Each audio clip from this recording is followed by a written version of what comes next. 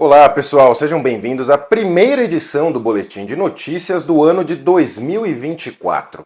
Como você bem sabe, a Dama de Ferro, além de ser um canal com muito conteúdo conservador, tem também um noticiário. E esse aqui é o noticiário do canal da Dama de Ferro, é o nosso Boletim de Notícias, o Boletim de Notícias da Dama de Ferro. E esse Boletim de Notícias é um breve apanhado das notícias mais alviçareiras e sempre com uma análise dos fatos, mas é uma análise de forma crítica e também independente. Por isso, te pedimos uma enorme ajuda. Podemos contar contigo? Por favor, ajuda a gente compartilhando o nosso conteúdo. Aqui não tem mind hate não, é na raça mesmo. Assine, por favor, o nosso subscribe. Cancela a Lacraflix e a Globoplay e apoie quem te defenda de fato. A nossa missão é combater o progressismo paulo-freireano que domina a nossa mídia, escolas, universidades e as instituições da sociedade civil. Contamos contigo nessa missão. Então, vamos às principais manchetes. O alto golpe de 8 de janeiro. Quem vai contar a história?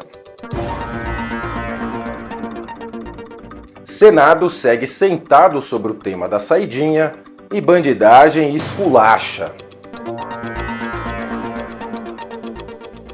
Operação Lancelote, cordão de proteção ao clérigo é ativado e CPI deve esfriar.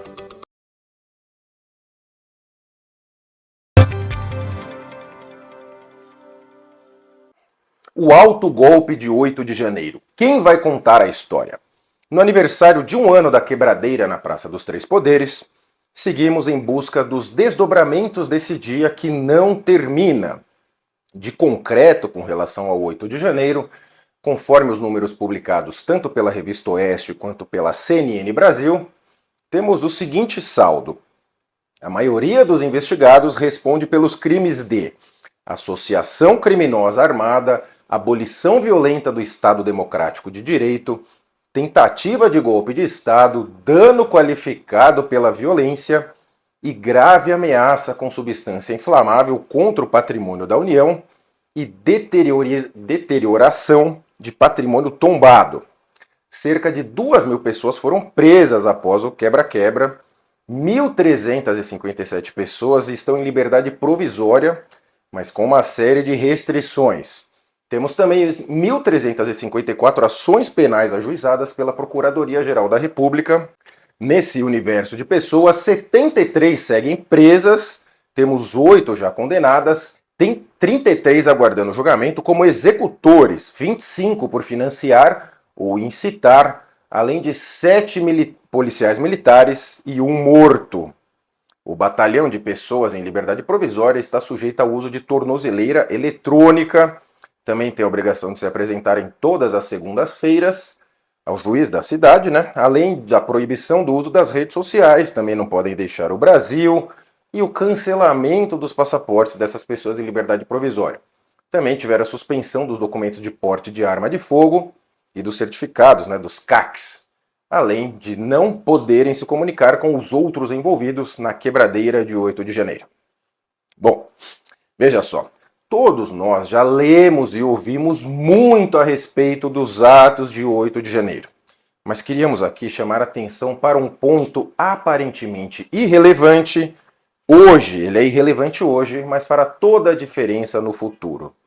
Quem vai contar a história do ato de 8 de janeiro? Quantos livros, documentários e afins você viu por aí, feitos por segmentos da direita sobre o 8 de janeiro? Já da esquerda nós temos centenas. Eles seguem monopolizando os megafones do debate público, como a grande mídia e as universidades. Veja o exemplo da contra-revolução militar. Existe uma corrente muito fundamentada que o tal golpe militar ocorreu num momento de paralisia institucional e somente ocorreu para evitar o real golpe comunista. Abundam livros e documentos sobre essa situação, mas a narrativa dominante é de golpe militar meramente. A narrativa deles, a canalice é tamanha, que a esquerda marxista ainda coloca que eles lutavam por democracia, idêntico ao que acontece hoje. Não mudou nada. E olha, é óbvio que trazer à luz a questão do período militar, jogando luz sobre o contexto em que o golpe militar ocorreu, não quer dizer jamais, em hipótese alguma, que estamos convalidando atos de perseguição política, tortura e morte que foram praticados posteriormente pelo regime militar. Está mais claro hoje que o grande erro do regime militar foi não ter devolvido rapidamente o poder aos civis após a questão da paralisia institucional. Mas a narrativa que domina, que todos aprendemos na escola, é do golpe militar pura e simplesmente e de perseguição da esquerda e tudo mais. E como a esquerda segue dominando a narrativa, eles já estão contando para as gerações futuras a versão deles do 8 de janeiro.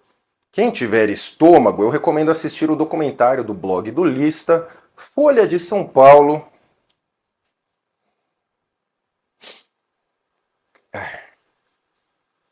Quem tiver estômago, eu recomendo que assista o documentário do blog Lulista, Folha de São Paulo, sobre o 8 de janeiro. Recomendo um omeprazol antes, porque é dureza. Que a direita entenda e propague que a batalha é no campo cultural. Escrevamos livros, artigos, façamos documentários, filmes. Precisamos contar a nossa versão dos fatos. Ou nossos filhos irão aprender daqui 10 anos na escola que um grupo de idosos desarmados, sem apoio de força armada alguma, tentou tomar o poder no Brasil. Por mais absurdo que lhe soe isso, lembre-se que estamos falando de um grupo que relativiza genocidas e genocídios, e cuja mentalidade revolucionária lhes autoriza a mentir e dissimular hoje, em nome do futuro idealizado de amanhã. E nesse futuro idealizado de amanhã, essa pessoa que relativiza genocídios hoje se promulgou o representante desse futuro desde já. Vamos nós contarmos a história. Senado segue sentado sobre o tema da saidinha e bandidagem esculacha. A bandidolatria que impera nas instituições burocráticas brasileiras, fruto das ideologias de raiz marxista, segue fazendo vítimas inocentes diariamente. A vítima da vez foi um sargento da PM de Minas Gerais, atingido a queima-roupa por bandidos que tripudiavam da nossa cara utilizando-se do benefício da escandalosa saidinha. No Brasil, o preso tem auxílio presidiário para aquele que é contribuinte do INSS, temos visita íntima, progressão de pena, saidinha. Enfim, o Estado brasileiro ele é totalmente favorável ao criminoso e escarnecedor com a vítima.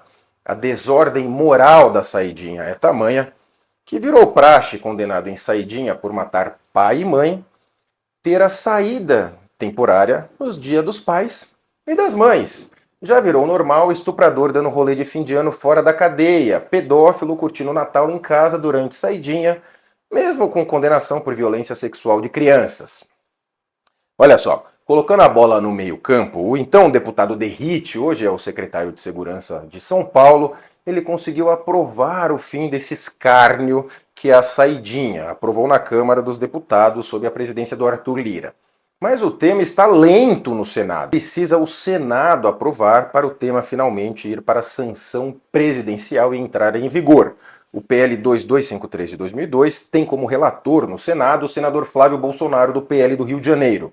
O texto recebeu uma emenda recente do senador Jorge Cajuru e agora finalmente a matéria está pronta para votação, mas primeiro na Comissão de Segurança Pública e só depois poderá ser remetido ao plenário pelo presidente da Casa, o Rodrigo Pacheco. Então, a bola está com o Senado. Quem precisa ser pressionado são os senadores. Quanta coisa que passa e fica represada no Senado, você já reparou? A história do Brasil passa obrigatoriamente pelo Senado e a forma com que essa instituição foi pensada. Basta reparar que, como são 3 senadores por estado, as regiões com mais estados têm mais senadores, logo mais poder. Mas isso é conversa para um outro programa. O momento é de cobrar os senadores. Saidinha ou saidão de presos é menosprezo total com as vítimas e com a população. Chega de passar a mão na cabeça de bandido. Operação Lancelote, cordão de proteção ao clérigo é ativado e CPI deve esfriar. A notícia é de que o vereador paulistano Rubinho emplacou uma CPI para investigar a atuação de ONGs na Cracolândia e que isso poderia de alguma forma respingar no padre de extrema esquerda Júlio Lancelotti, caiu como uma bomba no establishment. O padre celebridade rapidamente foi cercado por um cordão de proteção que abrange grande mídia, celebridades, acadêmicos e até juízes. Um dos juízes, segundo o próprio padre, ligou para ele para se solidarizar. Após a reação do cordão de proteção ao padre, vários vereadores de São Paulo roeram a corda e retiraram a assinatura. Como os trabalhos legislativos em São Paulo só voltam em 1º de fevereiro, que moleza, hein, aliás, né? Teremos que aguardar até lá para saber se mais vereadores irão pular fora do barco.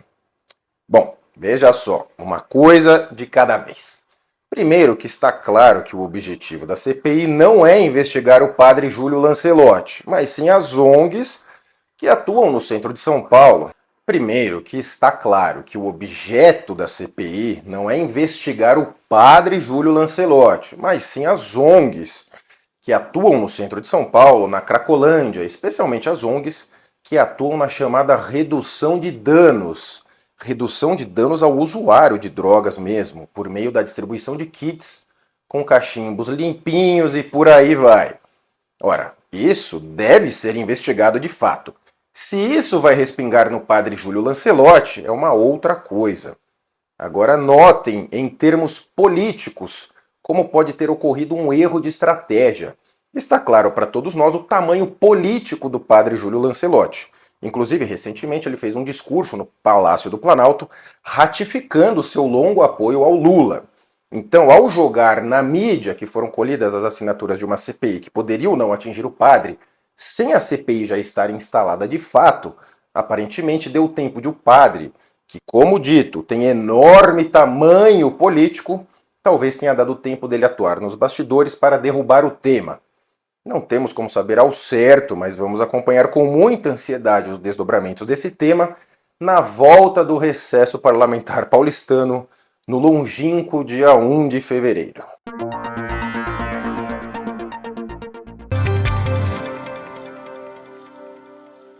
Esse foi o Boletim de Notícias do canal da Dama de Ferro. Aqui nós levamos até você notícias e análise.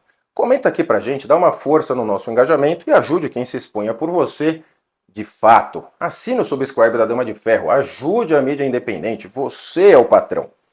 E nos vemos na próxima edição do Boletim de Notícias aqui do canal da Dama de Ferro. Obrigado pela audiência, fiquem com Deus, um beijo na alma, até mais!